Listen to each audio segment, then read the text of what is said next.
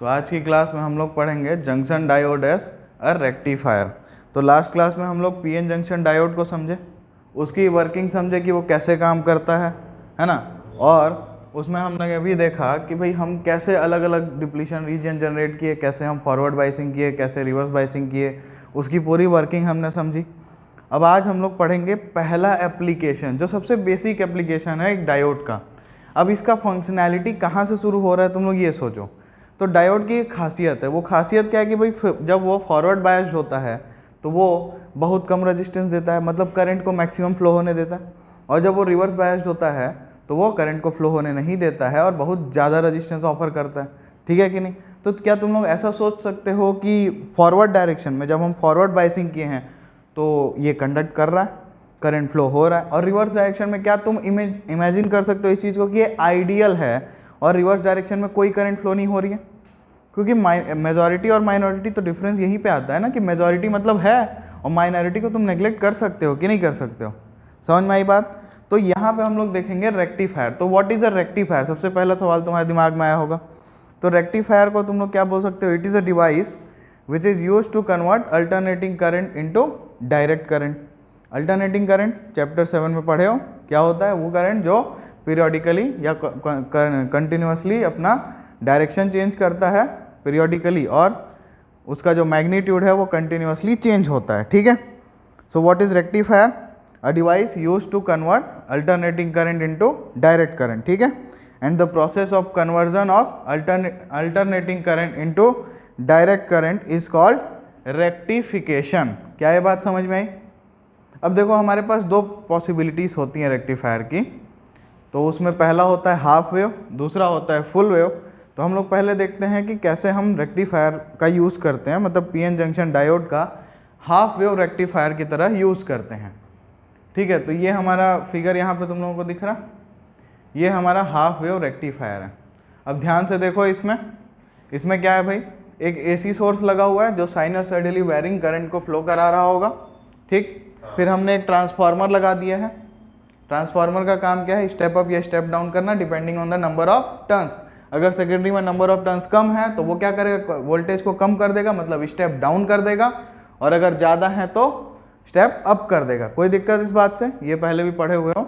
तो ये हमारा प्राइमरी है जिसमें हमने एसी सोर्स लगाया, ये ट्रांसफार्मर के प्राइमरी में एसी सोर्स लगाया। सेकेंडरी से हमने क्या किया, ध्यान से देखो, तो हमने एक डायोड कनेक्ट किया एक टर्मिनल से, और एक अपना जो लोड रेजिस्टेंस है, जो भी चीज़ हमको चलानी है, हमने उसको कनेक्ट किया, और फिर हमने उसको ट्रांसफार्मर के दूसरे टर्मिनल में कनेक्ट कर दिया। कोई दिक्कत इसमें? अब तुम लोग देखो यार, एसी करंट कैसा होता है? एसी करंट कुछ ऐसा होता है। ठीक है? सो ये पॉजिटिव हाफ साइकिल है, ये नेगेटिव हाफ साइकिल है ना? तो पॉजिटिव हाफ साइकिल में क्या हो रहा होगा? ये ऊपर वाला टर्मिनल पॉजिटिव होगा, नीचे वाला नेगेटिव होगा, है ना? तो positive is connected to P side of diode and negative is connected to N side of diode. तो डायोड कैसा बायस्ड है? अभी फॉरवर्ड बायस्ड है। तो इसका मतलब ये डायोड कंडक्ट करेगा और लोड में करंट फ्लो करेगा। क्या है बात समझ में आई? और लोड में अगर करंट फ्लो करेगा तो मान लो अगर करंट आई फ्लो हो रही है तो लोड में वोल्टेज कितना हो जाएगा? Current into resistance RL। समझ में आई बात की नहीं? ठीक है। अब जैसे ही यहाँ तक तो ठीक है, ये पूरा फॉरवर्ड। इस पॉइंट के बाद क्या होगा? आगे देखो क्या होगा। आगे क्या होगा? तुम्हारा यहाँ पे ये टर्मिनल बन जाएगा नेगेटिव, ये टर्मिनल हो जाएगा पॉजिटिव, है ना? ठीक है कि नहीं? अब ध्यान से अगर इसमें हम देखें तो P side is connected to N negative, और N साइड में क्या कनेक्टेड है? पॉजिटिव। तो ये डायोड कैसा हो गया? Reverse biased. और अगर रिवर्स बायस्ड है तो करंट फ्लो नहीं करेगी, और इफ करंट इज जीरो तो 0 इंटू RL क्या मिलेगा हमको? 0। क्या ये बात समझ में आई? ठीक। तो इसका मतलब क्या है? पॉजिटिव हाफ साइकिल में ये कंडक्ट करेगा, नेगेटिव हाफ साइकिल में ये कंडक्ट नहीं करेगा। अच्छा, मैं एक चीज कर सकता हूँ क्या? मैं इस डायोड को उल्टा कर देता हूँ। चलो, मैंने इस डायोड को उल्टा कर दिया। ठीक। अब क्या होगा? अब इसको ध्यान से मैं देखूँ अगर, तो मैं जब पॉजिटिव हाफ साइकिल अप्लाई करूंगा तो ये प्लस होगा, ये माइनस होगा। So plus is connected to N side and minus is connected to P side. तो ये वाले साइकिल में ये कंडक्ट नहीं करेगा।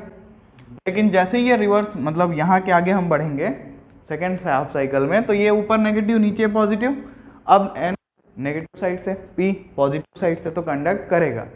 समझ में आई बात? तो ये डायोड के डायरेक्शन पे डिपेंड करेगा कि तुम्हारा करंट कंडक्ट होगा या नहीं होगा, तुमको आउटपुट में वोल्टेज मिलेगा कि नहीं मिलेगा। क्या ये बात समझ में आई?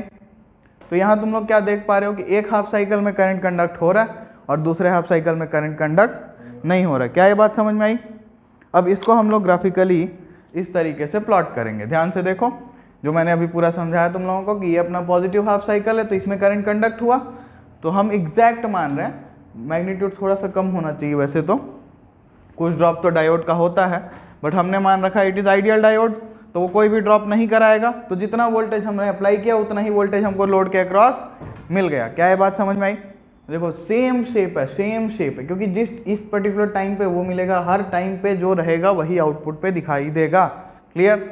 लेकिन जैसे ही हम नेगेटिव हाफ साइकिल में है तो डायोड जो है वो रिवर्स बायस्ड हो गया, तो करंट हमारा क्या हो गया?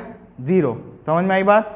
फिर जैसे ही हम लोग पॉजिटिव हाफ साइकिल में आए, करंट फिर से कंडक्ट किया और नेगेटिव हाफ साइकिल में फिर गायब। तो इस तरीके से ये कंटिन्यूसली चलता जाएगा।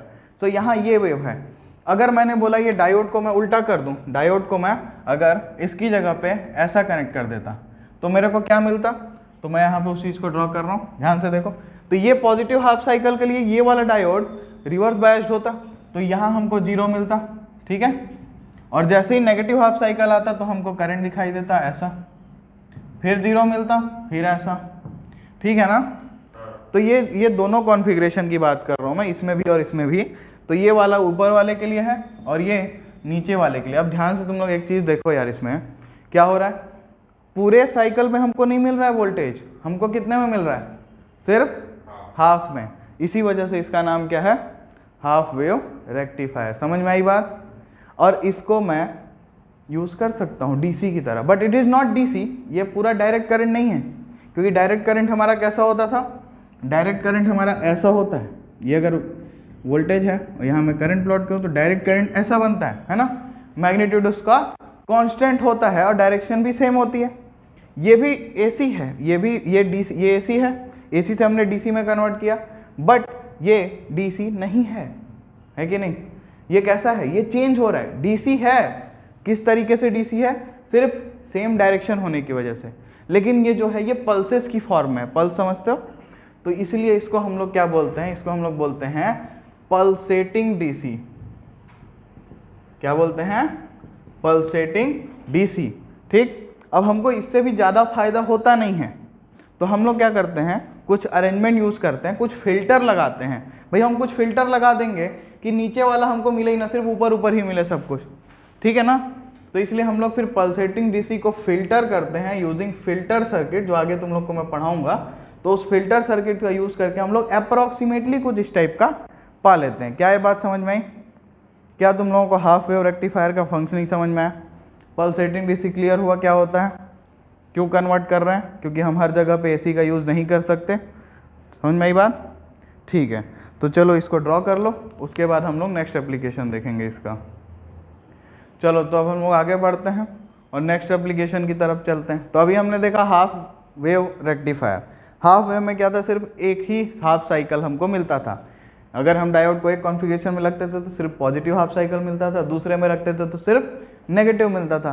बट क्या इंसान है ना हम लोग, हमको चाहिए जितना ज़्यादा हो सके मिले। तो अब हम लोग क्या ट्राई किए कि क्या हम ऐसा कुछ कॉन्फ़िगरेशन बना सकते हैं, ऐसा कुछ कनेक्शन बना लें जिससे कि हमको दोनों हाफ साइकिल मिले, ठीक है। मतलब फुल वेव, पूरी वेव ही रेक्टिफाई हो जाए, मतलब जो नेगेटिव आ रही थी उसको भी हम पॉजिटिव में कन्वर्ट कर लें।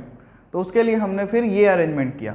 अब यहाँ पे देखो, इसको बोलते हैं हम लोग सेंटर टैप रेक्टिफायर। दो टाइप होता है इसका भी, बट तुम लोगों को सिर्फ सेंटर टैप रेक्टिफायर पढ़ना है, इसलिए मैं बस इसी को समझाऊंगा। एक और होता है ब्रिज रेक्टिफायर, वो तुम्हारे सिलेबस में नहीं है। तो ये 3 इनपुट लगाया, ट्रांसफार्मर है, यहाँ तक कोई दिक्कत नहीं। ये ट्रांसफार्मर के सेकेंडरी में हमने क्या किया, यहाँ पे जादू किया हमने। देखो ये हमारा ऊपर वाला टर्मिनल, इससे हमने एक डायोड लगाया D1, ठीक। फिर नीचे वाले टर्मिनल से हमने एक दूसरा डायोड लगाया D2। फिर दोनों डायोड से जो आगे आ रहा था टर्मिनल, उसको हमने ऐसे ज्वाइन किया और उस तार को फिर ऐसे लाए, लोड लगाया, और लोड लगाने के बाद उसको ले जाके टैप कर दिए। कहाँ पे? सेकेंडरी में, ट्रांसफार्मर के सेकेंडरी में टैप कर दिए। और कहाँ पे टैप किए हैं? यहाँ सेंटर में टैप किए। सेंटर टैप मतलब सेकेंडरी के बीच में टैप किए हैं, ठीक है। तो अगर यहाँ से सोचो, लेट अस एज्यूम कि ये 1:1 का इसका टर्न्स रेशियो है, ठीक है। N1 = N2 = 1। तो तो यहाँ मैं अगर 100 वोल्ट अप्लाई करूंगा तो सेकेंडरी में भी 100 वोल्ट मिलेगा, V1/V2 is equal to N1/N2। तो प्राइमरी में अगर मैं 100 वोल्ट अप्लाई किया तो इधर भी 100 वोल्ट मिलेगा। तो मैं अगर यहाँ सेंटर में टैपिंग किया हूँ तो ऊपर कितना होगा 50 और नीचे कितना होगा, समझ में आई बात कि नहीं? हम वोल्टेज को आधा कर दिए। अच्छा, तो अब इस प्रोग्राम को आगे समझते हैं। तो अब देखो क्या होगा, पॉजिटिव हाफ साइकिल की बात करते हैं। ठीक है, मैं वेवफॉर्म ले आता हूँ और वेवफॉर्म को देख के ही समझ लो, सिंपल है ये, बहुत सिंपल। तो ये अब वेवफॉर्म देखो, अब देखो ये हमने वेवफॉर्म अप्लाई किया, ठीक, ये वेवफॉर्म हमने अप्लाई किया, ठीक है ना। तो अब पॉजिटिव हाफ साइकिल की बात करते हैं।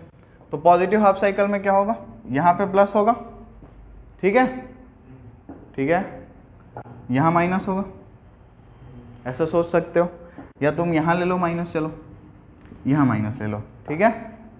तो अब अगर हम देखें तो ये P साइड है, ये N साइड है, और ये इसका P साइड है, ये N साइड है, ठीक। अब ऑब्वियसली ये पोटेंशियल इस डायोड के लिए देखूंगा तो इसका P साइड पॉजिटिव से कनेक्टेड है, ओके, ठीक। यहाँ पे क्या है, यहाँ पे क्या वोल्टेज होगा भाई, इसको मैं नेगेटिव मान रहा हूँ, तो ये मैक्सिमम पोटेंशियल है, ये लोएस्ट पोटेंशियल है। तो ये जो बीच का पोटेंशियल होगा it will be higher than this, ये माइनस से तो ये हायर होगा कि नहीं, ये माइनस से कंपेयर करेंगे तो ये ज्यादा होगा, और ये प्लस से कंपेयर करेंगे तो ये वाले पॉइंट का पोटेंशियल कम होगा, पक्का, समझ में आई बात कि नहीं? अगर यहाँ 100 था, ये 0 था, तो बीच का 50 है, smaller than this, greater than this. तो इसका मतलब ये पॉजिटिव ले रहा हूँ तो इसको मैं आर्टिफिशियल नेगेटिव इमेजिन कर सकता हूँ। तो इसका मतलब क्या है कि ये पॉजिटिव और ये N नेगेटिव से कनेक्टेड है, so this diode is forward biased, ठीक। अब ये पॉजिटिव है, इसके रिस्पेक्ट में ये पॉजिटिव है, ये नेगेटिव है, तो ये पॉजिटिव इसके लिए यहाँ पॉजिटिव कनेक्ट हो गया है, नेगेटिव कनेक्ट हो गया, इसका मतलब this diode is reverse biased, ठीक है। So for first half cycle ये डायोड फॉरवर्ड बायस्ड मतलब कंडक्ट करेगा, और ये डायोड रिवर्स बायस्ड मतलब कंडक्ट नहीं करेगा। लेकिन करंट कैसी फ्लो होगी,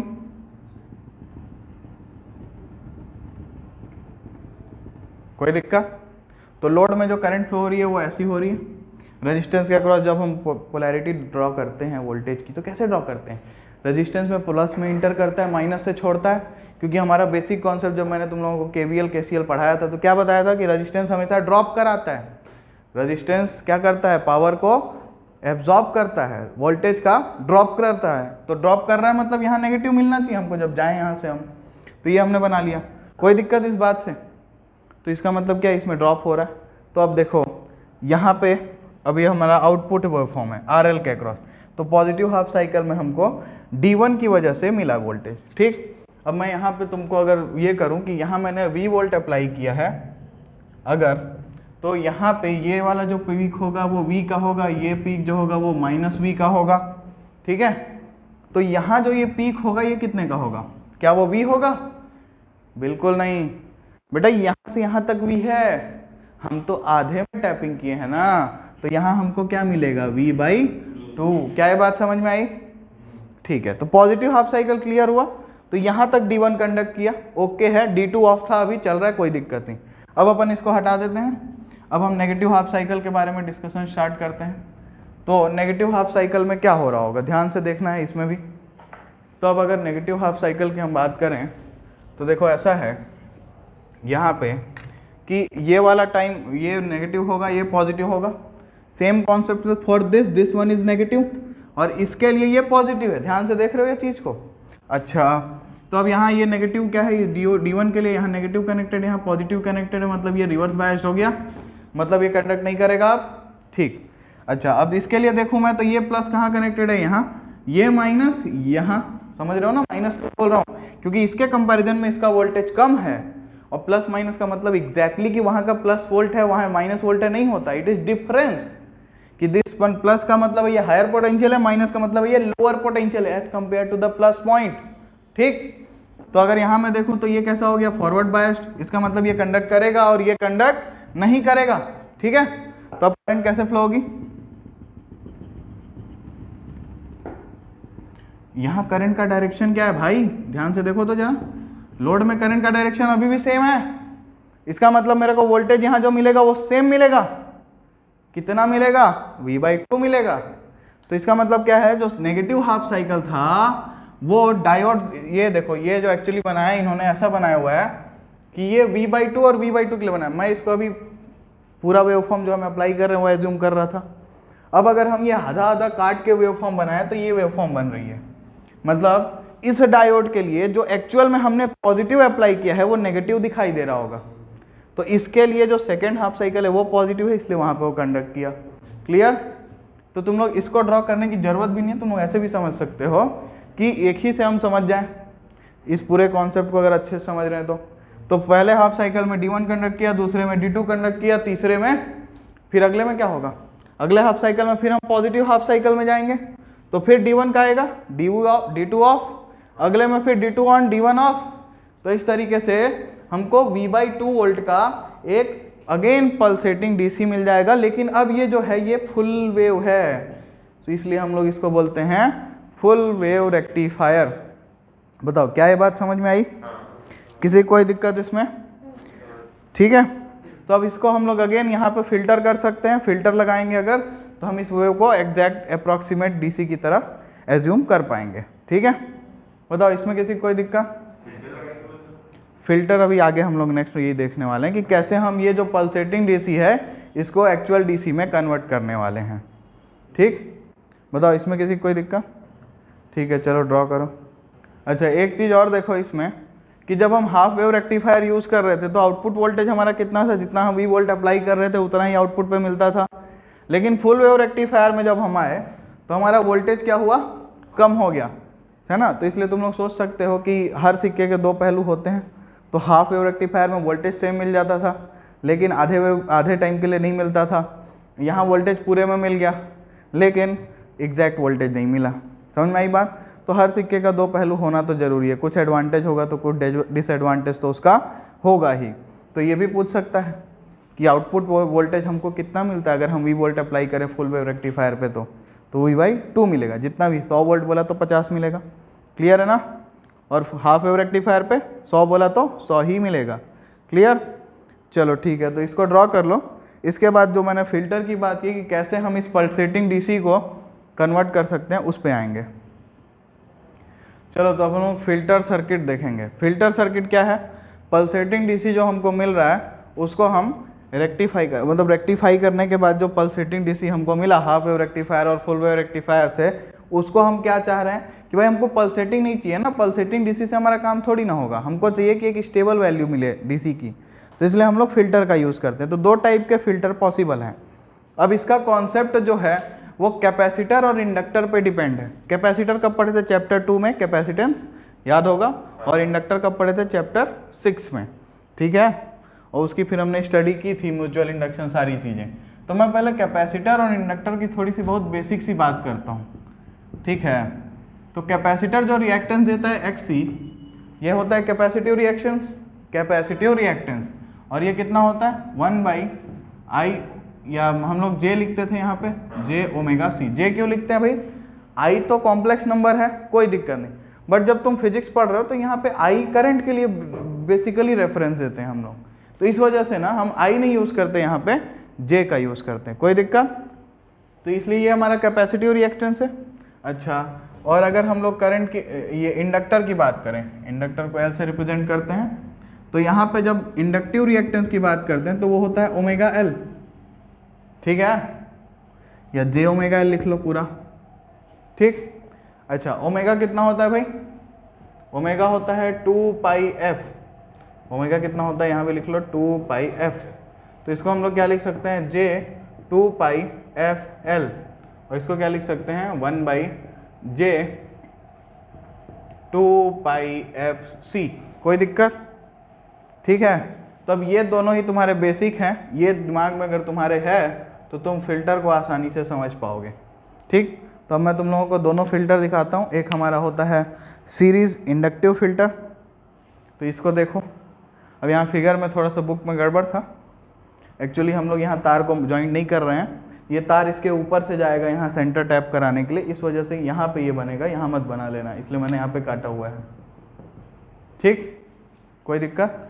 तो एक्चुअली ये तुम ऐसे बनाओगे, यहाँ से ऐसे ले आओगे, फिर ऐसे ऊपर से ये बचपन में सीखे हो ना, जब तार मीट नहीं करते हैं, ऊपर से जाते हैं, तो इस तरीके से दिखाई करते हैं, ठीक है। तो अब अगर देखें हम लोग, तो ये इंडक्टर है, इंडक्टर को हमने सीरीज़ में लगाया हुआ, क्यों? सोचो, ये तो हमारा यहाँ तक, ये इसके पीछे देखो क्या है, फुल वेव रेक्टिफायर दिख रहा, कोई दिक्कत नहीं, इसको हम समझ चुके हैं कैसे काम करता है। हमने क्या किया है, जो आउटपुट है देखो, ये टर्मिनल और ये टर्मिनल को ले जाके यहाँ ज्वाइन करे, और यहाँ से लोड लगाने के बजाय हमने उससे पहले एक एल लगा दिया, इंडक्टर लगा दिया, फिर लोड लगाया और फिर टैपिंग कर डाली, कोई दिक्कत नहीं। अच्छा, अब ये कर क्या रहा होगा यार यहाँ पे, तो इंडक्टर जो रिएक्टेंस ऑफर करता हो कितना होता है, 2πfl, ठीक, और इसका जो रिएक्टेंस है XL, it is directly proportional to frequency, ठीक है ना। और हमारा जो आउटपुट था, वो आउटपुट वोल्टेज, वो मैं कहाँ ड्रॉ कर दूँ, ऐसा कुछ था, ठीक। सो इस आउटपुट वोल्टेज में जो हाई फ्रीक्वेंसी कंपोनेंट्स हैं, उनको क्या करेगा, ये फ्रीक्वेंसी जितनी ज़्यादा होगी रिएक्टेंस उतना ज़्यादा होगा, मतलब उनको ये ब्लॉक कर देगा, उनको ये पास ही नहीं होने देगा इधर। और अगर हाई फ्रीक्वेंसी कंपोनेंट नहीं जाएंगे इधर, और डीसी का फ्रीक्वेंसी कितना होता है, 0, डीसी का फ्रीक्वेंसी कितना होता है, 0, क्योंकि वो साइकिल चेंज करता ही नहीं है ना। फ्रीक्वेंसी क्या होता है, number of revolution per unit time, unit time में ये जो डीसी है वो कितना रिवॉल्यूशन लेता है, 0 ना, समझ में आई बात कि नहीं। तो अगर डीसी के लिए मैं देखूँ तो ये कितना होगा, J2π0L, 0। तो इसका मतलब डीसी जो होगा वो पूरा इधर निकल लिया, आउटपुट में आ गया, और एसी इधर से जा ही नहीं पाएगा। इसका मतलब क्या है, हमने जो इसमें जो भी हमारा एसी वाला पार्ट है वो ब्लॉक कर दिया, और हमको आउटपुट में सिर्फ डीसी मिलेगा, जो कुछ कांस्टेंट दिखाई देगा। एग्जैक्ट ऐसा कांस्टेंट नहीं दिखता है, वो पूरी मैकेनिज्म है, कुछ ऐसे कम ज़्यादा सब होता है, ये सब हम लोगों को यहाँ पे नहीं पढ़ना है। यहाँ पे हमको बस बेसिक समझना है कि फ़िल्टर कैसे काम करता है। बताओ, इसमें किसी कोई दिक्कत है तो बोलो, ठीक है। तो इसको ड्रॉ कर लिए होगे तुम लोग। अब हम लोग इसका जो सेकंड है अपना, सेकंड क्या, एक हमने लगाया सीरीज इंडक्टिव फिल्टर, तो अब हमको कैपेसिटर के लिए भी देखना होगा। तो ये हम लगा रहे हैं शंट कैपेसिटर फिल्टर। तो अगर कैपेसिटर के लिए तुम देखोगे यहाँ पे, तो डीसी के लिए अगर फ्रीक्वेंसी डीसी की 0 है, तो 1/J2πfc, फ्रीक्वेंसी 0 मतलब उसका रिएक्टेंस इनफाइनाइट, मतलब करंट वहाँ से फ्लो पाएगा क्या, डीसी का नहीं हो पाएगा। अच्छा, तो हमने क्या किया, वही सेम टाइप से यहाँ से निकाले, दोनों को ज्वाइन किया, और फिर हमने पैरेलल में, आउटपुट के पैरेलल में एक कैपेसिटर लगा दिया, ठीक है। अब ये कैपेसिटर क्या कर रहा होगा, जब यहाँ से आया AC प्लस DC दोनों आया, तो ये DC इधर जा नहीं पाएगा, है ना। लेकिन अगर मैं देखूं, जितना ज़्यादा फ्रीक्वेंसी ज़्यादा होगा, यहाँ पे जो मैं XC की बात कर रहा हूँ, तो XC is inversely proportional to F। तो फ्रीक्वेंसी तुम्हारा जितना ज़्यादा होगा, ये कैपेसिटर उसको उतना कम रिएक्टेंस ऑफर करेगा, मतलब उसको उतना आसानी से फ्लो होने देगा। तो मतलब सारा का सारा AC अप्रॉक्सीमेटली इधर से निकल लिया, बाईपास हो गया, गया ही नहीं लोड में। लेकिन जो DC है वो पूरा का पूरा चला जाएगा लोड में, समझ में आई बात कि नहीं। तो इस तरीके से भी हमने क्या किया, जो हमारा करंट था AC और DC, जो हाई फ्रिक्वेंसी कंपोनेंट और जो कांस्टेंट DC कंपोनेंट थे, दोनों थे, उसमें से अल्टरनेटिंग कंपोनेंट्स को हमने रिमूव कर दिया, और हमको आउटपुट में क्या मिल गया, एक DC। समझ में आई बात कि नहीं। तो कैसे हम पल्सेटिंग DC को DC में कन्वर्ट किए, तो बताओ कोई दिक्कत। तो आज हमने क्या क्या देखा, half wave rectifier, full wave rectifier, उनका वर्किंग मैकेनिज्म देखा, वेव फॉर्म देखा कैसे क्या मिलता है हमको, फिर हमने देखा कि पल्सेटिंग DC मिल रहा है भाई, इसको अपने को थोड़ा फिल्टर करना पड़ेगा ना, हमको तो DC चाहिए, फ्रीक्वेंसी वाला कंपोनेंट तो चाहिए ही नहीं, है ना। रेक्टिफिकेशन कर रहे हो DC पाने के लिए, पल्सेटिंग तो आधा उसके पास अल्टरनेटिंग नेचर है ना, तो इस वजह से हमने उसको हटाने के लिए फ़िल्टर यूज़ किया। 2 टाइप के फ़िल्टर अवेलेबल थे, दोनों की वर्किंग समझ में आई, फ़िल्टर कैसे यूज़ कर रहे हैं, प्रिंसिपल क्या है फ़िल्टर यूज़ करने का, ठीक है। तो आज के लिए इतना ही, एंजॉय करो।